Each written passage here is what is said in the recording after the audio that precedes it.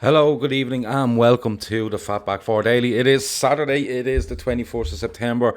Liverpool don't play till tomorrow. We've done all the previews on the games. We've talked about possible lineups, results, implications of what happens. We've done everything on the game. So tonight, we're just going to do a half an hour of having a laugh. It's Saturday night. I'm going to do a half an hour here. I'm going to go off and have a few beers, get ready for the Liverpool game tomorrow. But listen, anything random you have, that's most important tonight. Anything random you have, absolutely send it in to me. It can be anything. It can be football. It can be random questions. It can be stuff like our favourite question, how far can you jump between two buildings? It can be anything you like. It really can. Throw it in there, and we will absolutely just have fun with it for the next 30, 35 minutes. We'll see how it goes. But is there anything? I suppose the Premiership football today. Man City. 8-0. Watford were a disgrace, weren't they? 1-0 down after 40 seconds, was it something like that? Barry Carr's having chicken satay, rice and chips, and a Copperberg, is it? Good man. What flavour of Copperberg? Great for a hangover, by the way. Mick says, "Evening, Gav. Have you got your electricity back on?" I do. There was all sorts going on earlier. The electricity went off, and within about 4 minutes, there was like 11 people in my kitchen discussing it. When will it be back? What are we going to do? I was like, lads, the electricity's gone off. It's cool, we get through. It went on. It was meant to come back at 1:30. It didn't. It was meant to come back at 2:30. It didn't. It came back about 2:50. It was fine. But there was talks of riots. There was placards being talked. People were wondering, is the best thing to do is to go and get bread? I don't know. It was all a bit mad. The respect we are being shown by other teams, players, just because we are as good at City, discuss. I don't think Watford come out and get beaten 8-0 by Liverpool. I don't think Watford come out and lie down like that against Liverpool. I've said it before. And to be honest with you, that City side, of all the City sides that have played this season, is probably the one together. Mendy come back at left back. I think he had Fernandinho at centre half. All right, his top six were quite good. Sterling didn't play, but it's absolute shambles from Watford. It's a disgrace. They got a lot of credit last week after getting a 2-2 draw at Arsenal. They 30 shots and they were this, that and the other. They were just shambolic today. I watched the first 30 minutes of it and I just thought, what the fuck is going on here? And I turned it off. 8-0, 3 points. Watford were shocking, says Kev. Yeah, absolutely. They were absolutely atrocious. I switched over to Everton, and as Chris Pross says, let's all laugh for Everton. Major problems there for Everton. Major problems. I'll get into it in a little minute. Barry Carr says elderflower and lime. That doesn't even sound like a drink. Doesn't even sound like a flavour, Barry. So I think you might need to reassess that. Just because City batter teams, says Barry, teams will automatically cover up now playing LFC. I just don't know how a team can go out and 40 seconds in and hold the shape for 40 seconds. I think it's criminal. Maverick says, forget City, too many teams roll over for them and put a fight up against us. Don't care if they scored 10, it makes no difference. Just get 3 points and move on. Yeah, that's the thing. That's the thing. It's one of those. It's one of those where you have to just take it as 3 points, but their goal difference has gone through the roof now. So it's one of those things. But look, don't worry about it. Kev O'Sullivan said they started without a striker, deserved the battering. But you see, that's the thing, Kev. They start without a striker, okay? So you have to excuse me while I'm doing this. I'm just trying to sort a few bits out for the podcast while we're going. Yeah, they do. They start without a striker or whatever way they line up. But in that case, then even more reason to hold your shape. That kind of way. I think it's desperate.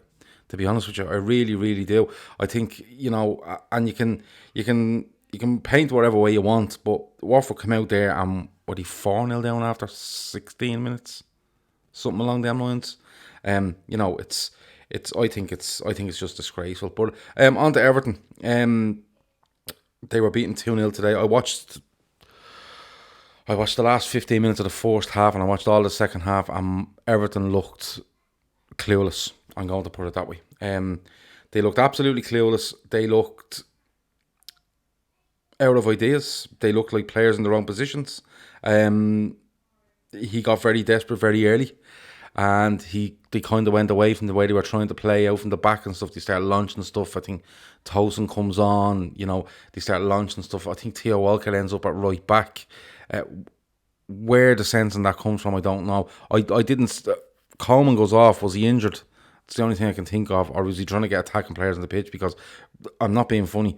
Seamus Coleman offers more of an attacking threat than Theo Walcott. I'm going to put it out there. If you want to disagree with me, you absolutely can. Let me see. Maverick says the rise of Leicester is very interesting. What Spurs done their Spurs thing, didn't they? I'll get on to Spurs and Leicester in a minute. But just on Everton, they looked so bereft of ideas.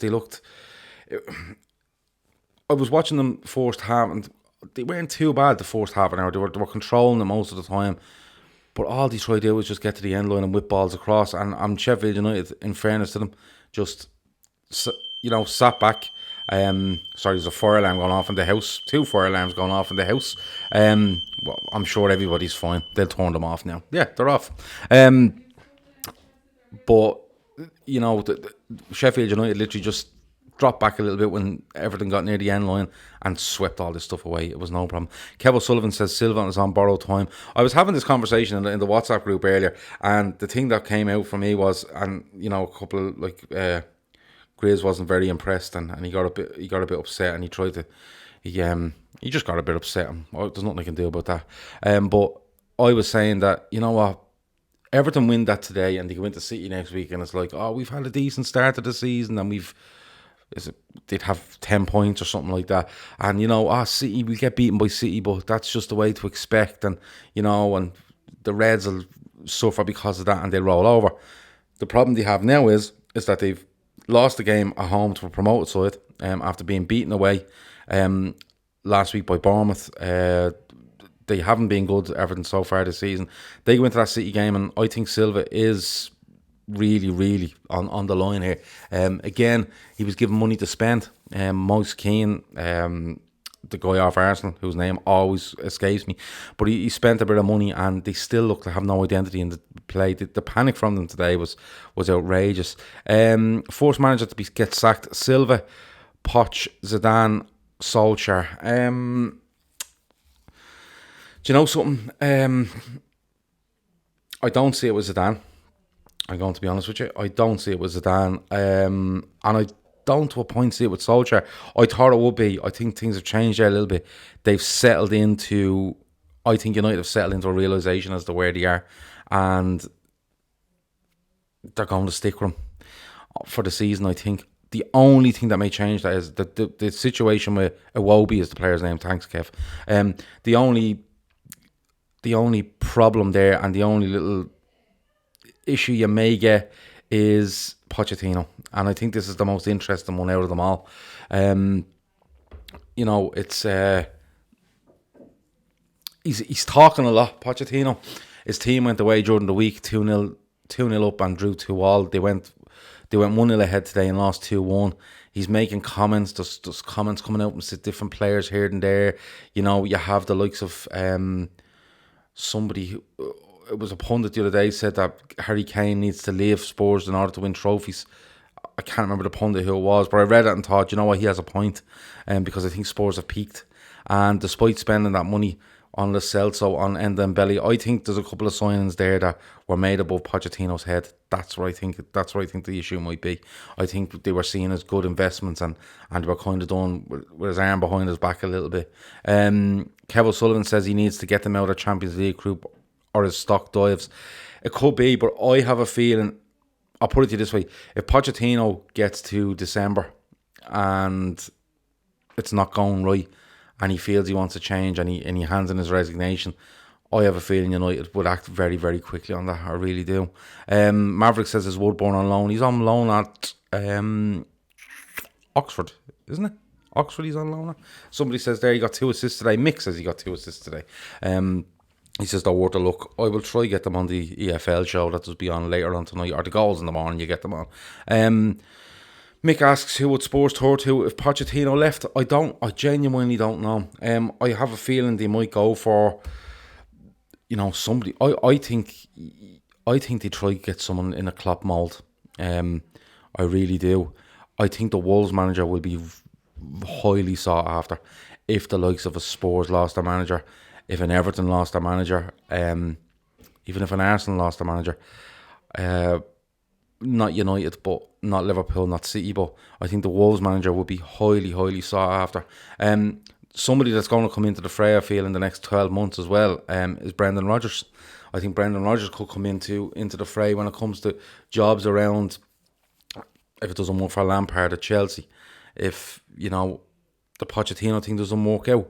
All this sort of stuff. I think Brendan Rodgers, like Kev O'Sullivan says there, Eddie Howe. Eddie Howe's been mentioned a couple of times, but do you know what? They go on about him doing a great job on this limited budget and stuff like that. Bournemouth spend money, lads. Bournemouth spend money. Look at the money they've given Liverpool over the years. Like 15 million on Ibe, 6 on Brad Smith, 20 on Solanke. You know what I mean? They've put in they've put in some big money for players over the last couple of years. Mick says it's risky. Wolves are in the bottom 3. Wolves are suffering, Mick, because of the Europa League. They've a good quality squad, but I don't think they have the quantity. I don't think they have the squad to go and do these 4 competitions. It's happened Burnley. It's happened a lot of sides. It's like you look at Leicester when they won the league. They went into the Champions League. They did a great run on it. I think they get to the quarterfinals and get beaten by, or second round or quarterfinal against Atletico, I think. But they were brutal in the league because the squad just wasn't there. You need 25. You need. And I mean, everyone has 25. Most of them have between 23 and 25 because that's what you're allowed to name. But listen, there's probably, if Wolves have 25 players, there's probably 7 of them making up the numbers. Whereas you can probably have 2 or 3 to make up the numbers, you know what I mean? Mick reckons Rodgers is a show. I think Rodgers, if he has a really good season at Leicester, I think if a Spurs, Chelsea come along, that's his next step. Spurs, Chelsea, Arsenal, one of those 3 is the next level up from Leicester. Having said that, if he keeps going with this at Leicester, he could absolutely rampage into top 4, into real contention for top 4. The way things are going, United have looked shaky, Arsenal look shaky, Chelsea we'll see tomorrow, Spurs look shaky, Everton were meant to be a great hope, not happening. A lot of people I mentioned West Ham, don't think they'll last, but I think he will come into the reckoning. And look, if you think that Brendan Rodgers isn't going to leave Leicester to go to the likes of Chelsea, Spurs, Arsenal, he absolutely would. He would, at the drop of a hat. He absolutely would. Kev O'Sullivan reckons Brendan will get Leicester into the top 6. Then he's going to be given money. Hope he spends it right. That's the big thing, spending the money. And the problem with Brendan Rodgers is if he gets Leicester into the top 6 and he gets money, he's in Europe. And my only thing I will level at Brendan Rodgers is he has proven with Liverpool, and he's proven with Celtic at times not to be up to a European level. For the coach he is, I don't think he's able to adjust enough at European level and be pragmatic enough, and have his team be pragmatic and well drilled enough to go away in Europe particularly and perform. So that's something that might be held against Rodgers. But having said that, a good year in the Premier League can get you anywhere. We've seen it with players. We've seen it with managers. We've seen it with fellas that come along and have one good season. Next of all, they're propelled into this and that and the other. And it doesn't work out most of the time. But the top 6 finish in the Premier League does a hell of a lot for your CV. It really does. I forgot to say at the start, this show, of course, is brought to you by Paddy Power. We have to pick our bet for tomorrow. So, of course, Paddy Power is a bookies. It's a betting app, a website. They've shops everywhere you can walk into and do a bet. If you're going to gamble and you fancy a little flutter on things, try Paddy Power. Their app is really good. I'm being honest with you, it is really good. But if you gamble, please gamble responsibly. If you don't gamble, disregard it. It's not for you. That's absolutely and utterly fine. But we have to pick our bet for this week, okay? So, myself and all the people that watch this show decided that we wanted to not take money every week, like lads make a bet, oh yeah, you get that money. What we all decided was, we put the bets on, any money we get back, I'm going to hold. There will be a live record of it as we go along through the season. And wherever we make at the end of the season, we're going to have a show at the end of the season where we'll sit down and we'll have a show and people will throw in I'll probably have a little poll to see who we give the money to at the end of the season. But we have to start getting money, lads. The bets have been outrageous, 100 to 1, 150 to 1, 80 to 1, 90 to 1. We need to go a little bit more conservative. So, this week, what I want to do is, if you have any recommendations, throw them in there. I'll read them out as we go along. And whatever I feel that is a really good one, I'm going to say, yeah, his bet is the one I'm going to use. Even if we can get 50 quid on the board, lads, 40 quid, 60 quid, a 2 to 1, 3 to 1, wherever it is, get this ball rolling. And at the end of the season, if we have a couple of $100 or even more than that, brilliant. We can give it to a charity. People have mentioned the Jamie Carragher Foundation. People have mentioned the food banks. People have mentioned the Owen McVeigh Trust. Anything like that. It can be anything you like, but we need to get this on the board, lads. So anyone watching now, throw me in your suggestions. Just throw it in. I'll pick one. I'll have a look and go, yeah, that looks okay, and I will go from there. Mick reckons Chelsea half-time, Liverpool full-time. I'd like to see us go ahead in this game, Mick. I'm being honest with you. I'd like to see us, especially in the half-time, and then try kill them in the second half. But look, that will definitely be taken into consideration as we go along. If you have any, we've about 15 minutes to go. If you have any absolutely off-the-wall random questions, send them in to me, wherever they are. It can be favourite biscuit, favourite this, favourite that, what thing you hate, what are you allergic to, what's your fears, anything like that. Absolutely, just throw them in there and we can go from there. Maverick says 0-0 at half-time, 2-1 to Liverpool full-time. That's not a bad one. Kev says a bet, draw half-time, Liverpool full-time. A lot of people going for that. I'll have a look at them and I'll see what the odds are. But again, yeah, just keep throwing them in like that. And listen, you don't only have to throw in one and then decide, I threw in my bet. Throw in a couple, anything, but like something that, like I always find the ones like, Liverpool to win and somebody to score. Anytime. It probably only gets you 2 or 3 to 1, but that's all you want. That's all you want to get going. As I said, any random stuff, throw them in and we'll go from there. But the football today, Burnley had a decent win at home to Norwich. Norwich, the big heroes of last week. I didn't see much of that game. I was flicking between games as I went through today. But I think it finished 2-0. But the big one was still Man City, the Everton win, Spurs getting beaten. But like VAR happened again today. VAR, after taking a break during the week, was back today, and like it gets more farcical, I think, as it goes. I think Spurs have a goal disallowed. Serge Aurier finishes it quite well, and it's ruled out because a ball in the build-up, Sommer's offside, and like VAR are pulling this thing out, and I don't know. I'm saying to myself, how is he offside? And they're drawing lines, and they're drawing this, and it's. I was for VAR if it came in a certain way, but to be honest with you, it's become a shambles. It's become a shambles. I was looking up stuff during the week about the rules, and from what I can make out, if the ref makes a decision and he feels it's right, that's it. It's become ridiculous. Let me see. The swimmer says, who's your League of Ireland team? Shamrock Rovers League of Ireland team. 100%.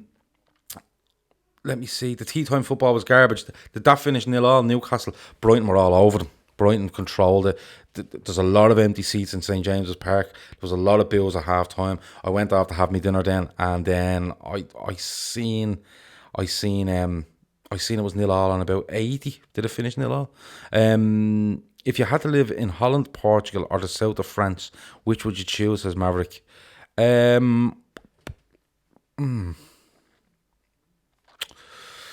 a good one. South of France. Yeah, south of France. I'll go with the south of France. I think the weather is top drawer. I like Portugal. Yeah. No, do you know what? I'll go with Portugal. Yeah, golf courses. I'll go with Portugal. I'll change my mind to Portugal if that's all right.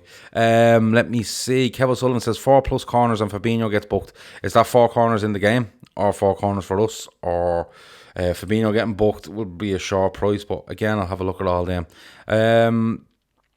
But yeah, just going back to that Brighton-Newcastle game, Brighton had a brilliant chance. It was squared across the box. This fella had about 3 goals when he should have just tapped it to the guy beside him and he would have just buried it. Newcastle, look, they were the home team there today, and they literally went out and looked like they were holding on to a 1-0, away leg victory, and they were holding on to that 1 goal. And they weren't. It was 0-0. They looked awful. I don't know how much the second half went, but I have them nailed on for relegation, Newcastle. I really, really do. I think there's nothing in them. I think defensively they're limited, midfield they're limited, and John Joe Shelby will piss off for a couple of months in the season. And up front, flashes from that guy Almiron. Joe Linton looks. I suppose he's, how do I put it? When you're a poor man, Solomon Rondon, it's tough. He's willing, he's game, but no, there's not enough there. Son was offside. For the life of me, I don't see what's difficult. No, I'm just saying, like, Kev, they were drawing lines and stuff like that. And you know what I mean? But what I can't understand is, that's not a clear and obvious. You see, the thing is, that ball gets played in, the goal scored. The linesman, okay, doesn't put up his flag. Okay, doesn't put up his flag. The ball goes in, and VAR are checking. VAR are checking now. They're going to check, and they're going to come back and go, Son's fucking elbow was offside. That linesman hasn't made a clear and obvious mistake. So where does the clear and obvious stop? Does the clear and obvious stop with the referee? Does it stop when the referee tells it? You know, does it come into effect when the referee says it comes into effect? Does the referee ask about this? That linesman does not make a clear and obvious mistake. Okay? So that linesman can easily turn around the ref's ear and go, no, he was onside. Okay? And the replay of that, and they look back at that and go, well, it's not clear and obvious. That's my issue. The clear and obvious is my issue. Where does clear and obvious start? Where does it stop? Where does VAR come in? Where does it not? And I'm being honest with you, Kev. I'm watching a lot of football. I've heard a lot about VAR. And I can tell you now, I am more confused than I've ever been. And that's not me being, snide about it. It's not me being, just lazy about it. I'm watching this stuff and trying to take it in. And I'm genuinely confused as to what a decision is going to be made, or how that decision is going to be, how they're going to come to that decision in every instance. That's how it is. Barry Carr says Everton could be 30 points adrift of us when all is said and done. It was close to that last season, I think. It was probably more. Barry Carr said he would live in the Algarve for the golf. There you go. See? Maverick says not Nice or the super expensive place in the south of France, thinking more Toulouse, Dordogne, etc. And where in Portugal? Algarve. Yeah, the Algarve down that way. Yeah, absolutely. Nice place to be. Nice weather, nice golf. I'm all right there. VAR got some putting today at Spurs game. Must have been switched off for the last two games. It's dead to me. Nordred, I know it is dead to you. And to be honest with you, it's going to get to the stage where you're just going to have to watch games, see goals go in, sit back and go, well, let's see what they make up now. Let's see what they come up with now. You know what I mean? So it's madness. Kev O'Sullivan says the lines are what the VAR officials see. It's not for TV companies. I don't care who it's for. I have no problem. I don't care who it's for. I don't care if it's for me, you, linesmen, VAR, people in the ground, the fella that cuts the grass. I don't care who it's for. What I'm saying is, take two incidents here, right? Let's take three incidents. So Matip gets headlocked, okay, in the box against Newcastle. A linesman's looking straight in at that, and a referee, we presume, is looking straight at it because he never gives a decision, okay? And he must have transmitted this to the people in the VAR to say, seeing it, no penalty, that's my decision. Fine. The linesman doesn't see anything or doesn't do anything. He's okay. Fine. There's a penalty in the other night. The guy, it's a clear dive, okay? The referee gives the penalty. And VAR don't go to him and say, they don't intervene because it's not a clear and obvious mistake. Fine. Son is offside today by the letter of the law with all the lines they draw and the rulers they take out and the bits and pieces. Absolutely fine. Right? But that linesman makes a decision and never puts that flag up, and it is not clear and obvious. So where does it stop? The Matip decision is subjective. It's not subjective. The Matip decision is that he's going to head a ball and a guy nowhere near the ball has his hand around his throat and is dragging him to the ground. Okay? It's clear and it's obvious. Okay? But if the referee can't see that properly and sees something happen and say, I didn't see that 100%, VAR should be on it. If the linesman sees something and says, I'm not too sure, VAR should be on it. Okay? The offside is not subjective. Listen, the offside, okay, is not a clear and obvious mistake. This is what I'm saying. Subjective, objective, this, that, and the other. It's a shambles. It's an absolute shambles. And until they actually go and look what rugby union do and decide they must be screens in every ground, and Liverpool are guilty of this, they don't have one. Manchester United are the same. Until they go and they look and they say, there's the screen. I've made a decision. He does the little thing where he does the square box and he's mic'd up and you can hear him talking to the person and saying, this is what I think happened. Can you advise me on this? I've looked back 5 times, mate, and I'm telling you, it is a penalty. Absolutely fine. But there is so many grey areas in this. It's absolutely ridiculous. The City disallowed goal against Spurs. Yes, the letter of the law now is that you cannot take advantage of any situation when it hits your hand, whether, from my understanding, whether it's deliberate or not deliberate, okay? That's why that goal was disallowed. Having said that, the referee does not see it. He does not make a clear and obvious decision. He doesn't make a mistake on that grounds. Now, I could be completely talking bullshit, ridiculous stuff here, but that, to the common fan, is the way you, and I presume the majority of fans are looking at this. It's clear and obvious for one thing, and then for something else they're whipping out graphs and Excel spreadsheets and all sorts of stuff, which is wrong. It's completely wrong. It needs. I don't know where to go with it because it's in now. They can't back out. But for me, it's absolutely madness. I've spent way too long talking about that. Let me see. The one thing they have to do is ref up the mic and explain what he says. I absolutely agree. And listen, people say, oh, you can't mic up the ref because players are this and players are that. Now listen, I tell you, all you do is you say, when I make that signal and I go to turn on that microphone, you see in American football, they go to make a decision. The ref, everyone goes waiting. The ref, he presses a button and he tells the whole ground what's going on, and everyone on telly can hear as well. The minute that ref does that signal and goes to press that button, every player goes away. And if you want to roar in his ear, we're in mic, just send them off. And then we'll see how quick they are to shout stuff and expletives and course at referees. It won't happen. Have we any more bets before we go? We've a couple of minutes to go. I hope we have a couple of bets. I've given out a lot tonight, haven't I? And I'm in great form. The only thing I'm worried about is it's predicted to rain a hell of a lot tonight, and I have to play golf tomorrow. So that's the only thing I'm worried about at the moment. So I don't know why I'm giving out so much. VAR is starting to really, really upset me. I'm going to be honest with you. Tomorrow's game, let me know where everyone's watching it. I'm going to watch it at home. Yes, I will watch it at home tomorrow. And hopefully the Reds do the business. Have we any more bets? Throw them in. What I'll do is, if you have any bets at LFC Day Trippers, I'll give you till about 10 o'clock. I'll decide. I'll put the bet on. I will take a screenshot. I will tag the person in, and they will know that their bet is on. But I've had a good few in there. People like the half-time, full-time thing. Has anybody got a suggestion for Liverpool to win with somebody to score? Like Liverpool to win, Van Dijk to score. Liverpool to win with such and such to score. Anybody got any of them? North Red has 2-0 Salah both goals. So that would be. So if I was to put a bet on, say, Liverpool to win and Salah to score, something like that, I could go along with something like that. But I can see what odds I can get on that. Liverpool win to 0 for me. So Barry Carr, I'll have a look at that.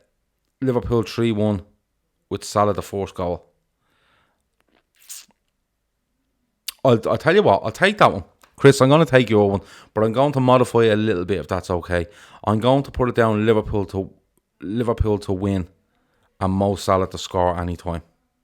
I'm going to take that one, Chris, if that's all right. I'm just thinking of bets. I will have a look and see the scorecast and the first goal and see what sort of odds it is, but I really want to get something on the board here. So we'll have a look. Liverpool to win and Fabinho to score. I'll have a look at that as well. So I think I'm going to take Chris ones and see if I can get some sort of adaptation to that. But I like Mick's one now as well. Oh, Liverpool to win and Fabinho to score. Right, I could probably split them, couldn't I? I could put €5 on that, Liverpool to win and Fabinho to score. We could split them up. Will we split them up? Yeah, we split them up. Right, we're going to take Chris's, and I'm going to see what adaptation we can get on that for the best price. And I'm going to take Mix Liverpool to win and Fabinho score. I'm going to put a small stake on that. That's what I'm going to do. That's been it. We're back tomorrow at 8 p.m. if I remember right, for the Fatback 4. It will be like a reaction to the game. It's Matt and Grizz, so anything can happen, you know yourselves. Listen, if you have any suggestions from me with regards to this show, who you'd like to see on it, what anything you'd like to see different, anything like that, I'm trying to include people. Barry Carr's been on, Chris Bracker's been on. I'm trying to include as many people as I can, you know. So if you have any suggestions at all, just at LFC Day Trippers, send me a private message or any suggestions you have for people you'd like to see on, different things like that. I'm well open for suggestions, whether it's how the show looks, how it sounds, how it's this, that, and the other, you know, guests just like to have on. I'm well open for that, absolutely well open for that. So I'm not going to sit here and say no, I'm not doing fucking that. I'm well open for it. So if you have any of them, as I said, at LFC Day Trippers on Twitter, you'll find us there for anything you want. It can be a chat about football, it can be something you've seen that we might bring up in the show, it can be a guest you'd like to see, it can be bets, it can be anything you like. Just at LFC Day Trippers, get on it, send us in, and we'll get going. Yeah, look, that's it. That's the Fatback 4 for Saturday the 21st of September. Yeah, it's been good. It's been good talking to you. I've been on my own tonight. I'll make that change tomorrow, and I will make a change for the majority next week as well. I am working on a guest you've asked me about numerous times. I'm being in contact with him, and I will try sort that out for sometime this week. I'm not going to give you a name, because then you'll get on to him and you go, when are you coming on the show? And then he'll be like, what did you say that for? And then I go, oh, for fuck's sake, lads. And then it'll all fall through, and we'll all be upset. So I'll work on it, and when it happens and when I have it confirmed, I will absolutely get on to you. Thanks for watching.